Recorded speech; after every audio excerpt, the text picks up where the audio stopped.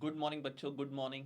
आज का ये जो सेशन है बच्चों आप लोगों के लिए काफ़ी इंपॉर्टेंट है। जैसा कि आप लोग डेली देखते हो इस सेशन को आप, और आपके इम्प्रूवमेंट काफ़ी इसमें आपको दिख भी रहा होगा, काफ़ी आप लोगों में इम्प्रूवमेंट, क्योंकि जैसे जैसे हम लोग क्वेश्चन करना स्टार्ट कर देते हैं तो हम लोगों को पता चल जाता है कि हम लोग मिस्टेक कहाँ कर रहे हैं। तो उसी सेशन को हम लोग आगे कंटिन्यू करते हैं बच्चों, और आप लोगों का जो सेंटेंस इम्प्रूवमेंट का जो सेक्शन है उसको लेते हैं, और फिर जो नेक्स्ट क्लास से हम लोग जो सेशन स्टार्ट करेंगे उसमें मैं अब 50% एरर और 50% ये इम्प्रूवमेंट, ये दोनों चीज़ इसमें रख दूंगा जिससे कि आप लोगों की प्रैक्टिस और ज़्यादा हो सके। और कुछ देखेंगे, अगर थोड़ा सा सेशन का टाइम अगर ज़्यादा बढ़ता है तो उसमें 10-10 क्वेश्चन का हम लोग रेशो ले लेंगे। ऐसे क्वेश्चन जिसमें फिलिंग द ब्लैंक्स में ग्रामर का कॉन्सेप्ट है, सेंटेंस इंप्रूवमेंट जो आप कर रहे हो इसमें ग्रामर का कॉन्सेप्ट है, और तीसरा एरर का। तो तीनों का एक सेशन करने से आप लोग एक ही बार में सारी तैयारी होती रहेंगी, तो आप लोगों को इस बार का जो सिलेक्शन है डेफिनेटली आपका होगा। चाहे आप नेवी, एसएससी, बैंक किसी की भी तैयारी करते हो, इंग्लिश के एक बार कॉन्सेप्ट क्लियर कर लीजिए, आपको इंग्लिश बिल्कुल ऐसे लगेगा कि इसमें तो फुल में से फुल मार्क्स लाए जा सकते हैं, लाइक रीजनिंग एंड मैथ्स। चलिए बच्चों, अब आज का हम लोग सेशन स्टार्ट करते हैं 94 क्वेश्चन से। 94 इसलिए क्योंकि इससे पहले के सेशन हम लोग में 93 क्वेश्चन तक आप लोग डिस्कस कर चुके हो। तो लिखा हुआ है Changu is as tall if not taller than चंचू।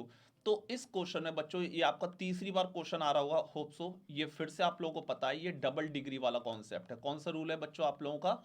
Double degree का कॉन्सेप्ट है। डबल डिग्री वाले कॉन्सेप्ट में क्या होता है, आप लोगों को ये दो पेयर वर्ड याद रखने होते हैं, एक तो एज और एज, और फिर दूसरा आपको होता है बच्चों ई आर या मोर प्लस देन।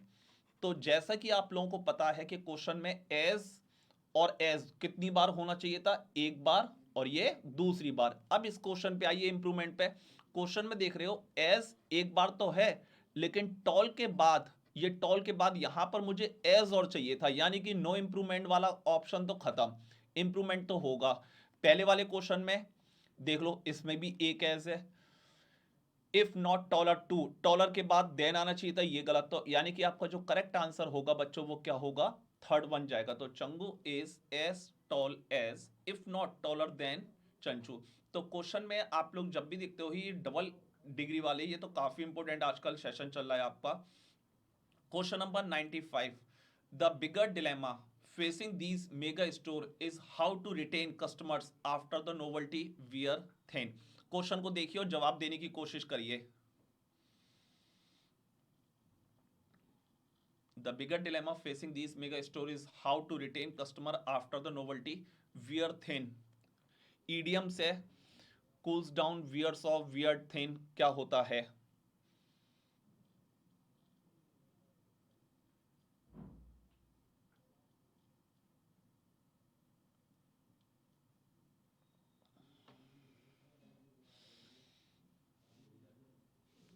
इसका जो करेक्ट आंसर होता है वो होता है वियर्स थिन। Wears thin. तो बिकम वीकर, कमजोर पड़ते हैं ना, मतलब सबसे ज्यादा डिलेमा वाली बात है द बिगर डिलेमा। डिलेमा काफी आपके एग्जाम में आया हुआ वर्ड है। डिलेमा का मतलब होता है कंफ्यूजन, असमंजस, कॉनंड्रम। कॉनंड्रम, तो कॉनंड्रम कंफ्यूजन है फेसिंग दीज मेगा स्टोर, बड़े बड़े हमारे विशाल मेगा मार्ट और ये बिग बाजार जैसे। Is how to retain customer after the novelty wear thin, जब इनकी नोवल्टी, इनकी विश्वसनीयता जब कम हो जाती है तो किस तरीके से हम लोग इनको रिटेन करके रखें, ये सबसे बड़ा इन लोगों के सामने चुनौती रहती है, डिलेमा रहता है इनके सामने। तो वियर की जगह वियर्स थिन होगा। क्या हो जाएगा बच्चों? Wears thin. ईडियम से याद रखना, इसमें आपको ज्यादा कॉन्सेप्ट की कुछ ज्यादा करना नहीं है। Question number 96। क्वेश्चन नंबर 96, पहले तो मैं इसको हटाना चाह रहा था 96 वाले को, रीजन बीइंग क्योंकि ये कई बार रिपीट हो चुका है, लेकिन कुछ बच्चों ने इस वाले क्वेश्चन को गलत करा था। तो मैं आप लोगों के लिए मैंने क्वेश्चन रख दिया, मैंने जितनी बार करेंगे रट जाए क्वेश्चन, मतलब आपको किसी भी तरीके से दिक्कत ना हो। तो 96 वाले क्वेश्चन की अगर मैं बात करूं तो इसमें लिखा हुआ है she has slept for 8 hours last night. तो लास्ट मैं आपको फिर से लिख देता हूं, यस्टरडे, लास्ट, एगो और प्रीवियस ईयर। ये प्रीवियस ईयर। तो अगर बच्चों आप इनकी बात करते हो, प्रीवियस ईयर की बात करते हो, यस्टरडे की बात करते हो, लास्ट की बात करते हो, तो आपको पता है कि इनके साथ सेंटेंस केवल और केवल किस में जाता है बच्चों, केवल और केवल V2 में, वर्ब की सेकंड फॉर्म। तो इंप्रूवमेंट वाला नो इंप्रूवमेंट तो खत्म, ये तो नहीं होगा, हैज प्रेजेंट है, हैड हो नहीं सकता, तो slept is the correct answer. और याद रखना जो हेड वाला कॉन्सेप्ट होता है, मैं बताता चलता हूं साथ के साथ, हेड कभी भी सिंगल सेंटेंस में नहीं आता। हेड कभी भी सिंगल, मतलब हेड के लिए आपको सेंटेंस को दो पार्ट में ब्रेक करना पड़ेगा, जिसमें एक काम पहले और एक काम बाद में।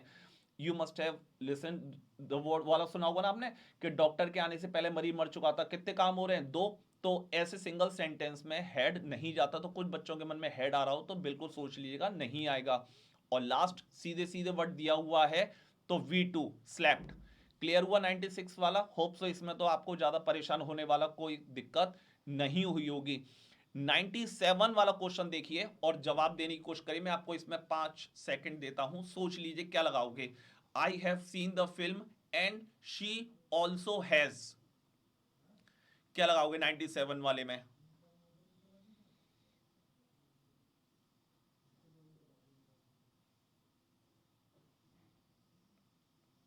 I have seen the film and she also has.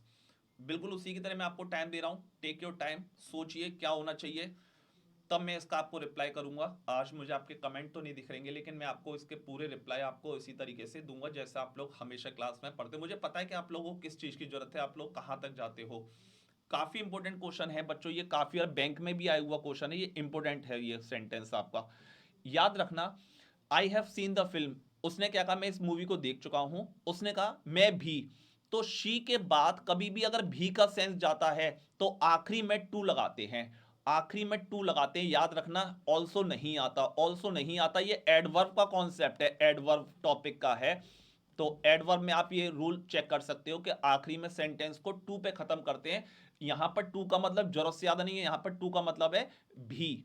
यहां पर टू का मतलब क्या है, भी। जब भी आपको ये सेंस देना हो कि मैं भी इस मूवी, वह भी इस मूवी को देख चुकी है, तो शी हैज ऑल्सो नहीं, शी हैज टू, टू पे खत्म कर सकते हैं, ऑल्सो पे सेंटेंस एंड नहीं करेंगे, इसलिए ए वाला सेक्शन नहीं जाएगा।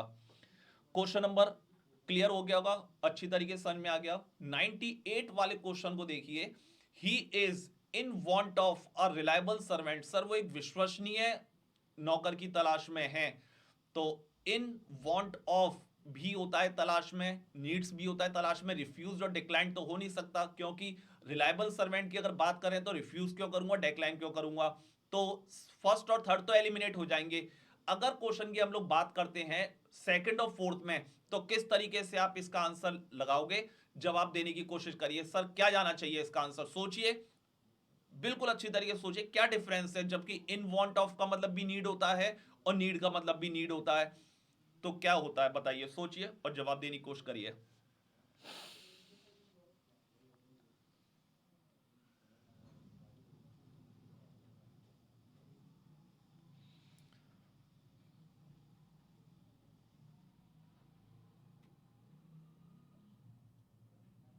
देखिए, चलिए सोच लिया होगा आप लोगों ने, मैं आपको इसका जवाब देता हूं बच्चों। जो इसका रिप्लाई होगा वो आंसर होगा नीड्स। क्यों होगा और वो क्यों नहीं होगा? नीड्स का मतलब होता है नीड समथिंग और समवन वेरी इसेंशियल। मतलब जो आदमी बहुत ही आवश्यक है, उसकी अगर आपको जरूरत होती है, तो हम लोग नीड का यूज करते हैं। या तो कोई चीज या कोई पर्सन जो बहुत ही ज्यादा इसेंशियल या इंपॉर्टेंट होता है, उसके लिए हम लोग लगाते हैं नीड्स। इन वांट ऑफ का मतलब होता है नीड समथिंग, केवल ये पर्सन के लिए नहीं आता, नीड समथिंग। अगर समथिंग की बात करेंगे तो हम लोग लगाएंगे इन वांट ऑफ। तो यहां तो रिलायबल सर्वेंट की बात लिखी है, इसलिए इन वांट ऑफ नहीं हो सकता था। तो इस वर्ड को याद रखना, इन वांट ऑफ एक पूरा फ्रेज होता है, नीड समथिंग किसी चीज की, he is in want of a good house, sir वो एक अच्छे घर की तलाश में है, उसको बहुत अच्छे घर की जरूरत है। तो इन वांट ऑफ का जो मतलब होता है वो होता है नीड समथिंग, समथिंग ओनली। और नीड्स का मतलब होता है नीड समथिंग या समवन वेरी इसेंशियल, जो बहुत जरूरी है उसको मतलब ढूंढना, उसकी तलाश के लिए लगाते हैं इन वांट ऑफ या needs. Needs sorry in want of नहीं आएगा। क्लियर हुआ अच्छी तरीके से? एक बार जल्दी से देख लीजिए। 94 वाले क्वेश्चन का कॉन्सेप्ट क्लियर है, क्लियर होना चाहिए। देखो बार बार सेम चंगू और चंचू नहीं आएगा। नेक्स्ट क्वेश्चन दे देंगे, राम और श्याम दे देंगे, आगरा दिल्ली लिख देंगे, लिखेंगे यही, और रूल बनाएंगे कहां से? वियर्स थिन, मैंने आपको बता दिया, वीकर होते जाना, और लास्ट एगो के साथ V2 का यूज करते हैं। 97 वाला इंपॉर्टेंट कॉन्सेप्ट है कि टू का यूज ही किया जाता है जब भी का सेंस आखिरी में देना हो, और इन वांट ऑफ नीड्स में क्या डिफरेंस है ये मैंने आपको एक्सप्लेन कर दिया। हाँ, 100 वाला काफी इंपॉर्टेंट क्वेश्चन है। I hope that I shall get a first class, आशा करता हूं कि आई शैल गेट, कि मुझे फर्स्ट क्लास मिल जाएगी। I feel that, I hope that, I hope, I am doing, और no improvement. I am doing तो बीइंग, अगर मतलब आप स्टूडेंट हो तो आई एम डूइंग वाला तो हटाओगे हटाओगे। I feel that, I hope, ये नो इंप्रूवमेंट में से क्या जाना चाहिए? आंसर आपका क्या जाना चाहिए?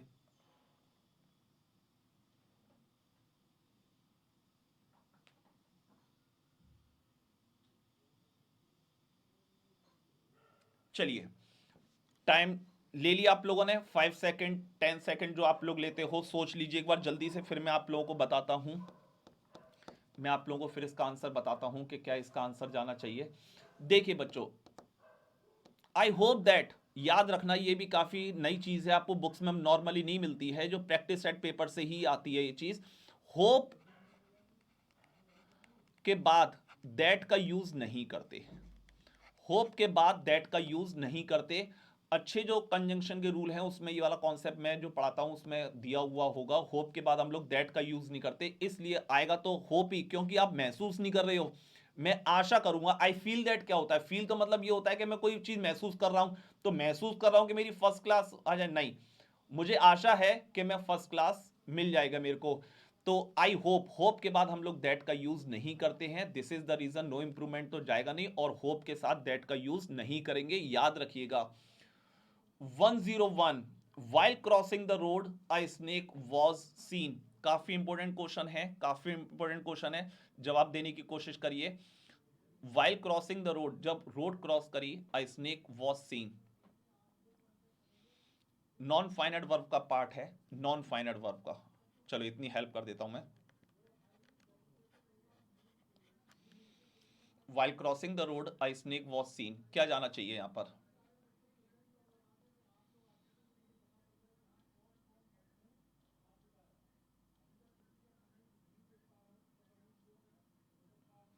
Now while crossing the road, अगर आपको याद हो तो मैंने आपको बताया था, अ स्नेक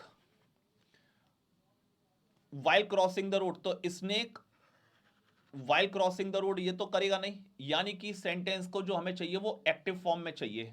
किस में चाहिए? वो एक्टिव फॉर्म में, एक्टिव वॉइस में चाहिए आपको, और ये दिया हुआ आपका पैसिव वॉइस में, क्योंकि रोड क्रॉस करने का काम कोई इंसान कर रहा होगा, तो अ स्नेक वॉज मूविंग, ये भी आपका है एक्टिव, लेकिन यहां पर रोड क्रॉस करने का काम कोई इंसान कर रहा होगा, तो आप देख रहे हो यहां सेकंड वाले में ही दिया हुआ है, तो करेक्ट आंसर होगा ही। अब पढ़ के देखो, while crossing the road he saw a snake, तो ही वो आदमी है, ही वो आदमी है जिसने रोड क्रॉस करी है, और ही वो आदमी है जिसने स्नेक को सॉ करा है, इसलिए जो आपका करेक्ट आंसर होगा वो सेकंड वाला जाएगा। ये वाला काफी इंपॉर्टेंट कॉन्सेप्ट होता है, तो इसको नॉन फाइनाइट वर्ब में मैंने इसको एक्सप्लेन करा होगा, तो आप चेक कर लीजिएगा उसको, लेकिन अगर नहीं आता तो मुझे कमेंट कर दीजिएगा, व्हाट्सएप पे कर बता देना, तो मैं आप लोगों को इसका आंसर फिर से एक बार एक्सप्लेन कर दूंगा ये किसी वीडियो में मैं आप लोगों को, ठीक है? चलो, if you have studied hard you would have got a first class. 102, ये तो आपको देखना ही नहीं है आपको।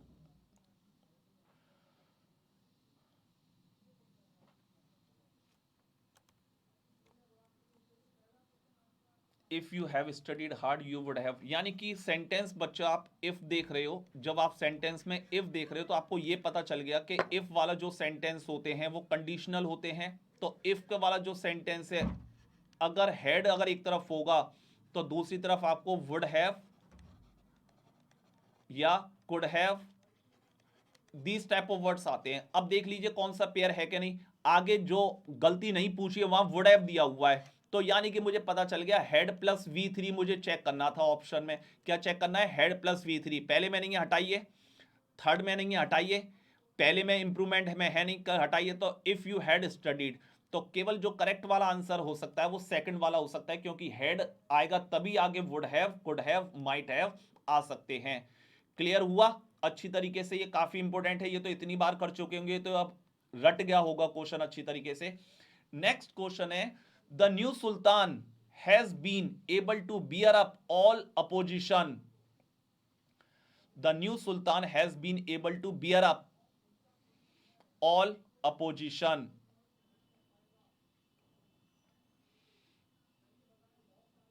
जो न्यू सुल्तान है, हैज बीन एबल टू, वो रहा डैश ऑल अपोजिशन, अपोजिशन सारे विरोध के बाद भी। बियर अप का मतलब होता है as cheerful as during hard time, या डिफिकल्ट टाइम भी बोल सकते हैं, मतलब अपने मुश्किलों के दिन में बहुत खुश रहना। देखो new sultan has been able to, has been के बाद कोई थर्ड फॉर्म तो है नहीं है, तो हैज बीन अकेला अगर दिया हुआ रहता है इसका मतलब रहे हैं। तो जो न्यू सुल्तान रहा कैसे, एज चीयरफुल एज, कैसे सारे अपोजिशन के बाद में बोलते चिल्लाते रहो, मैं बिल्कुल खुश रहूंगा। तो आप लोगों को पता चल गया कि सेंटेंस की हिंदी अगर समझ में आ जाएगी तो क्वेश्चन भी समझ में आएगा। तो the new sultan has been able to मतलब वो इस सक्षम रहा, वो हो गया बियर अप ऑल अपोजिशन, मतलब यहां पे वो सारे विरोध को सहन नहीं, बोलते चिल्लाते रहो, मैं कैसे रहा, चीयरफुल रहा, सारे विरोध के बावजूद भी वो इतना शांत रहा कि उसको कोई दिक्कत नहीं हुई। तो the new sultan has been able to bear up all opposition, याद रखना इस चीज को, ठीक है। तो no improvement is the correct answer, इसका आंसर क्या हो जाएगा, नो इंप्रूवमेंट, आपको कोई इंप्रूवमेंट की इसमें जरूरत नहीं है। The watchman was on alert all night, phrase है ये, बताने का, क्वेश्चन जवाब दीजिए।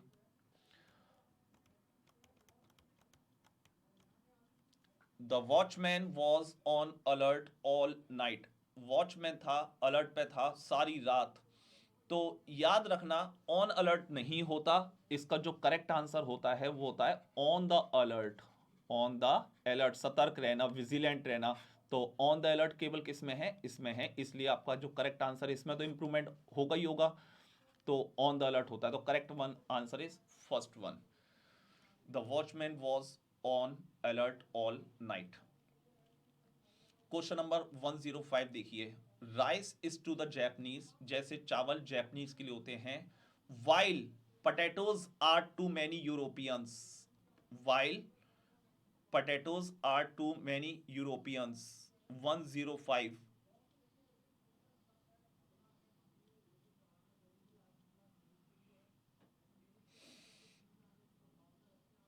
सोचिए सोचिए इस क्वेश्चन को, क्वेश्चन की हिंदी समझिए तब आपको जवाब दे दोगे।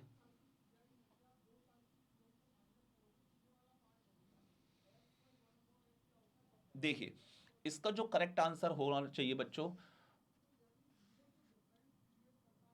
वॉट जाना चाहिए, जो कि, जैसे rice is to the Japanese, what potatoes, जो कि पोटैटोज मैनी यूरोपियंस के लिए होता है, ठीक उसी तरीके से। तो आपका जो करेक्ट आंसर जो आएगा वो वॉट जाएगा, इसका फ्रेज याद रखना, जो कि, तो rice is to the Japanese, जो राइस होते हैं वो जैपनीज के लिए होते हैं, वॉट पोटैटो, जो पोटैटो यूरोपियन के लिए जाने जाते हैं, ठीक उसी तरीके से राइस भी जैपनीज के लिए ही माने जाते हैं। क्लियर हुआ ये, अच्छी तरीके से याद रखना, ये क्वेश्चन एक दो बार प्रैक्टिस सेट में आपको मिलेगा जब कहीं आप लगाओगे क्वेश्चन। क्वेश्चन नंबर 106 को थोड़ा सा माइन्यूटली देखिए और जवाब देने की कोशिश करिए लैंग्वेज समझकर। It is a long time, बहुत लंबा समय हो गया, since you did not come to see me,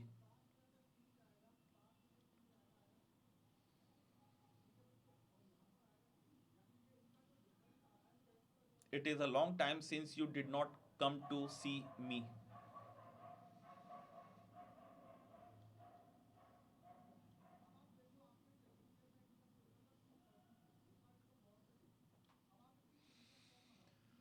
देखिए बच्चों, अगर इस क्वेश्चन को आप लोग अच्छी तरीके से देखते हो तो it is a long time बोल रहा है, it is a long time बोल रहा है, तो it is a long time since you did not come to see me, तो बहुत लंबा समय गया तुम्हें यार मिलने नहीं आए, तो सिंस के बाद केवल और केवल V2 का यूज होता है। लेकिन अगर आप इस क्वेश्चन को देखते हो तो वो कह रहा है बड़ा लंबा समय हो गया कि तुम मुझे आकर मिले हो, तो डिड नॉट नहीं, you came to see me, तो first one is the correct answer. It is a long time since, since के बाद आपको पता है कि वी टू का यूज कर सकते हैं। तो since you came to see मी, बड़े लंबे समय बाद मिलने आए हो, ऐसा कहते नहीं है बड़े लंबे समय बाद मिलने आए हो आप मेरे से, तो सिंस के बाद वी टू, ऐसे थोड़ी ना बहुत लंबे समय बाद मिलने नहीं आए हो मेरे से।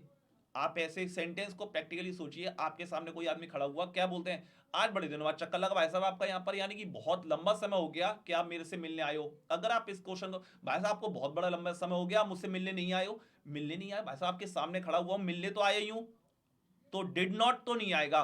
तो it is a long time since you came to see me. तो समझ में आ रहा है लैंग्वेज को, क्वेश्चन को तोड़िए, हिंदी में समझने की कोशिश करिए प्रैक्टिकली।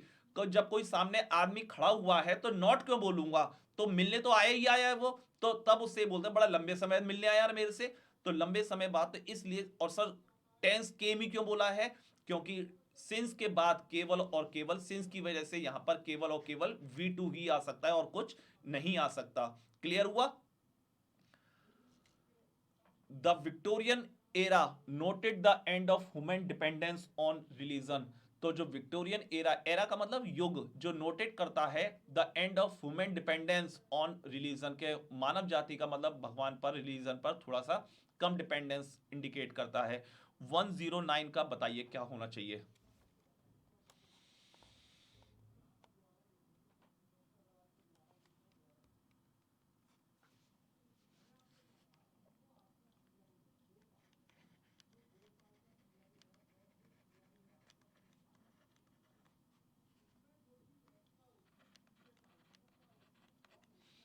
मार्क्ड आंसर होगा इसका। तो मार्क्ड का मतलब होता है रिमेंबर एन इवेंट, किसी इवेंट को याद रखने के लिए। तो जो विक्टोरियन एरा है वो एक इवेंट था जो याद करा जाता है कि किस तरीके से मानव जाति ने अपना भगवान धर्म के ऊपर से डिपेंडेंस को हटा दिया। शोड मतलब आपको होता है किसी चीज को आप दिखाते हो, मतलब ये चीज है, कोई फैक्ट अगर आप शो करते हैं, ये फैक्ट शो करते हैं, इंडिकेट इशारा करना, तो ये आपका हो नहीं सकता। इसलिए आपका जो आंसर होगा वो क्या होगा, marked. 109। Make something clear, make something clear, किसी चीज को बिल्कुल क्लियर कर देना उसको बोलते हैं हम लोग ये। 110 का जवाब दीजिए। 110। The enemy beaten at every point flat from the battle field. तो और मैंने आपको बताया है फ्लैड ये फ्ली की सेकंड फॉर्म और थर्ड फॉर्म होती है, फ्ली के साथ अवे नहीं आता, फ्ली के साथ अवे नहीं आता, चाहे वो फ्लैड हो, और इसकी सेकंड और थर्ड एक ही होती है, ठीक है, अवे नहीं आता। तो 110 का आंसर दीजिए। The enemy beaten at every point flat from the battle field. ये भी नॉन फाइनल वर्ब की एरर आ गई। नॉन फाइनल वर्ब, आज नॉन फाइनल वर्ब काफी इंपॉर्टेंट आप लोगों के सामने आ रहा है। The enemy beaten at every point flat from the battle from the field, यानी कि भागी है। एक क्वेश्चन की लैंग्वेज समझिए, फ्लैड फ्रॉम यानी कि ये भाग गई है, भाग जाना। फ्लैड का मतलब क्या होता है, भाग जाना, यानी कि ये हार के भागी होगी या जीत कर भागी होगी। सर हार के भागी होगी, जीत कर कौन भागता है, तो यानी कि ये एक्टिव नहीं है, पैसिव वॉइस होगा। इसलिए जो इसका करेक्ट आंसर होगा वो बी जाएगा। तो the enemy having been beaten every point, मतलब हर पॉइंट पर पिटने के बाद आर्मी फील्ड से भाग गई, इसलिए जो आपका आंसर होगा वो क्या जाएगा, आपका फर्स्ट वाला जाएगा। बच्चों आप लोगों को देखो कॉन्सेप्ट क्लियर है तो आप बिल्कुल लाइक कर दिया करिए इसको, और अपने फ्रेंड्स के साथ देखो। क्वेश्चन आपको ये प्रैक्टिस सेट में ही मिल जाएंगे, किताबों में मिल जाएंगे, मैं भी प्रीवियस ईयर करा रहा हूँ, जिससे कि आप लोग इंग्लिश का देख लीजिए, प्रीवियस ईयर के बाहर कुछ नहीं जा रहा है। इंग्लिश का तो कितने बार हो गए, एमटीएस हो गया, 10+2 हो गया, सीजीएल हो गया, कुछ भी, सब जितने आप रिव्यू देख लीजिए सब कह रहे हैं 99% पेपर पूरा प्रीवियस ईयर का आ रहा है। तो प्रीवियस ईयर भी आप अच्छी तरीके से कर लेते हो तो आपका कहीं भी कोई भी पेपर नहीं रुकेगा, सारे पेपर आपके निकल जाएंगे। और आपके और मेरे कराने में क्या है, आप क्या करोगे, जल्दी से आंसर टिक कर दोगे, हो सकता है तुक्का भी लगा दो ज्यादा नंबर लाने के लिए, लेकिन अगर एक बार मैं जो कराता हूं, मैं आपको पॉइंट क्लियर कराता हूं कि ये क्यों नहीं हुआ, बाकी तो ठीक है, ये क्यों नहीं हुआ आंसर, तो आपको क्यों का रीजन पता चलने के बाद आपको फिर ज्यादा दिक्कत नहीं होती है। The struggle for independence is gaining movement every day. 112 देखिए क्वेश्चन का। 112।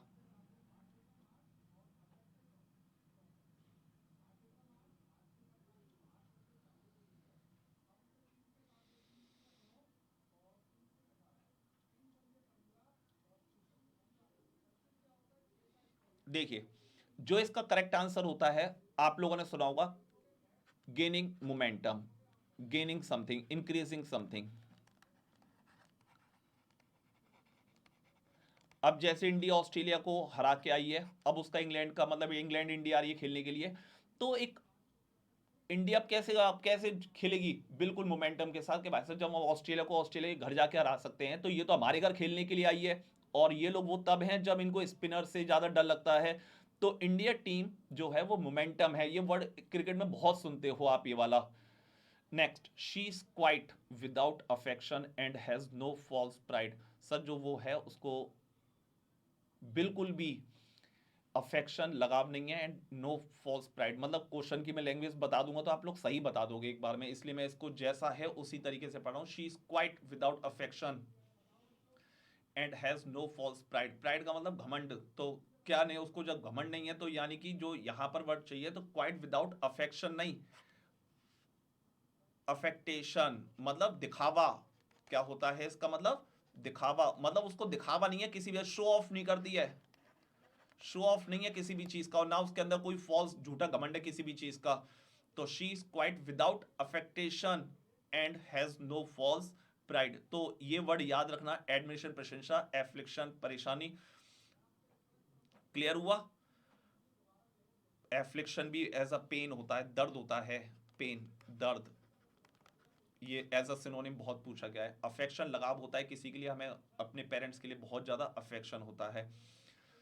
क्लियर हुआ बच्चों? चलो बच्चों, आप लोगों का जो सेशन था मैं यहीं एंड करता हूँ, इसको भी उसी तरीके से देखिएगा, क्योंकि आपके लिए क्वेश्चन बहुत बहुत मेहनत से और इंपॉर्टेंट क्वेश्चन होते हैं, जो आप लोग, आप छाटता हूँ मैं क्वेश्चन, क्योंकि आप लोगों में इतना पढ़ा चुका हूँ मैं, अब आपको छोटे मोटे क्वेश्चन का लेवल लगता ही नहीं, अब थोड़े से हायर जाता जा रहा है क्वेश्चन का लेवल, तो आप लोग अपने लेवल को भी उठाते जाइए, क्योंकि मैं आपको पढ़ा रहा हूँ, आप डेली मेरी क्लास में आ रहे हो, तो मुझे आपको पता है कि आप किस लेवल को क्रॉस कर चुके हो।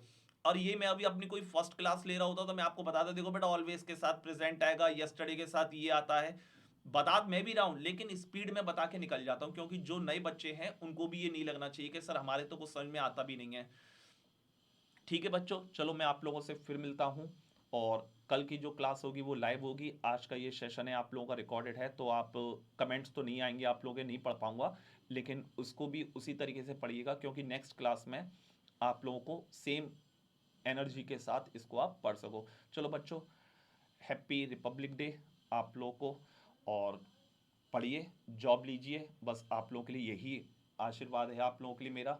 ठीक बच्चों, चलो बाय बाय, टेक केयर।